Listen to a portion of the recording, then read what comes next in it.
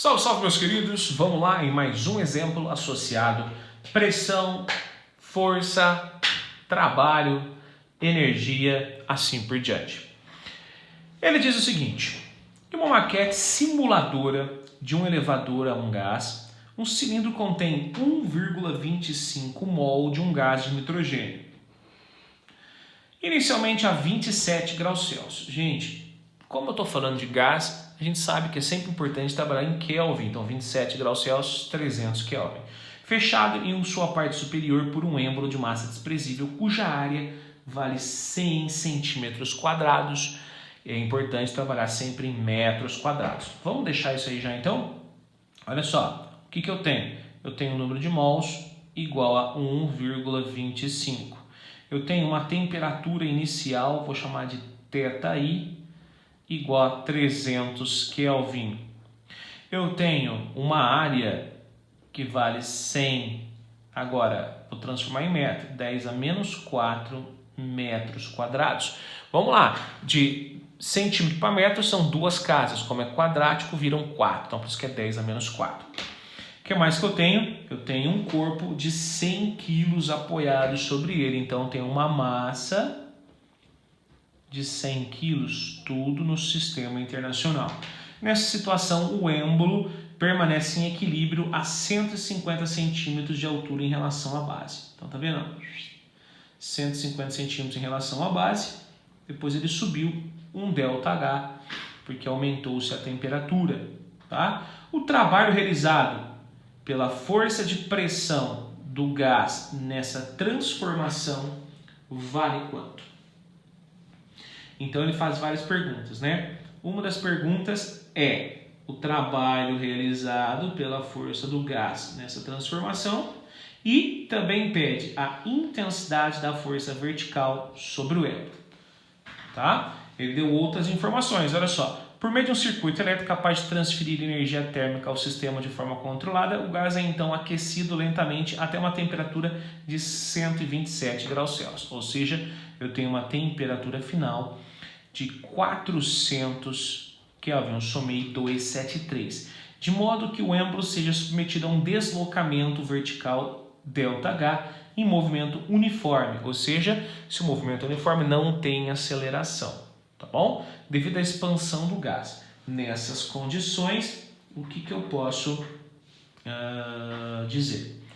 Gente, na primeira pergunta eu estou pedindo a intensidade da força vertical. Então a gente pode imaginar o seguinte, ó, vamos imaginar o nosso êmbolo, tá? Nesse êmbolo,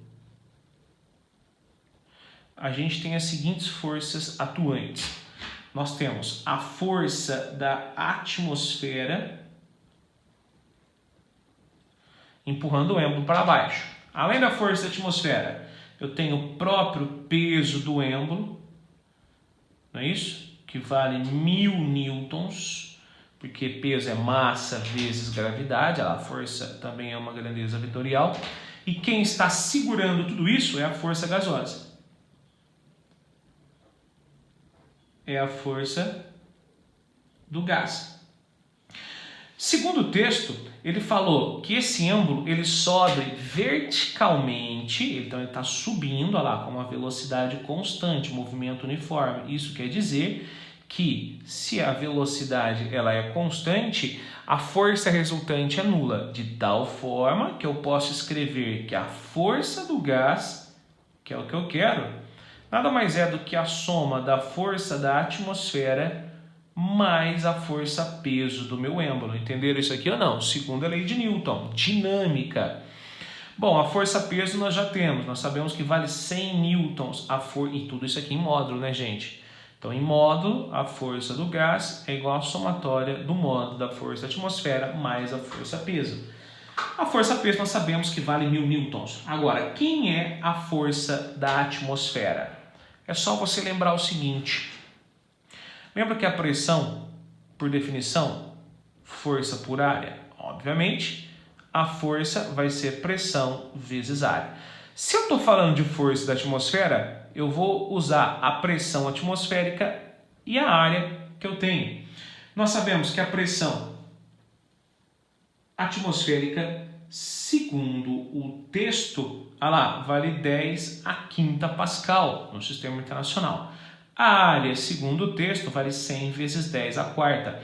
Então, a gente pode dizer que essa força atmosférica vale nada mais, nada menos do que 10 a quinta vezes 100 vezes 10 a menos 4. Fazendo esse cálculo aqui, gente, nós teríamos, então, 100 vezes 10 ou 1000. 1000 newtons também de força da atmosfera. Substituindo os valores, nós podemos dizer que o módulo dessa força gasosa é igual a 1000 newtons devido ao ar, mais 1000 newtons devido ao peso do próprio êmbolo, totalizando 2000 newtons de força que esse gás tem que exercer para subir em movimento retilíneo uniforme, segundo o texto. 2000 newtons, alternativa C de cebola, tá? Agora, vamos lá para a segunda pergunta. A segunda pergunta, ele pede, calcule o trabalho realizado pela força. Nós sabemos que se considerarmos a pressão constante, eu posso calcular o trabalho dessa força fazendo pressão vezes variação do volume. Certo? A variação do volume eu não tenho por enquanto, mas nós sabemos que, segundo o enunciado, eu posso considerar isso um gás perfeito, um gás ideal, e se o gás é ideal, nós sabemos que PV é igual a nRT, não é isso? Pela equação de Clapeyron. Então eu posso calcular esse trabalho como se fosse nR delta T. O N é o número de mols, que segundo o texto vale 1,25. O E é constante dos gases, vale 8, tudo no sistema internacional. Olha aqui, variação de temperatura. Gente, eu estava a 300, fui a 400 Kelvin, então houve uma variação de 100 Kelvin ou uma variação de 100 graus Celsius. Fazendo essa conta, 1,25 vezes 8 vezes 100, nós encontramos 1000 joules, que seria o trabalho realizado pela força desse gás. 1000, alternativa A de acabou.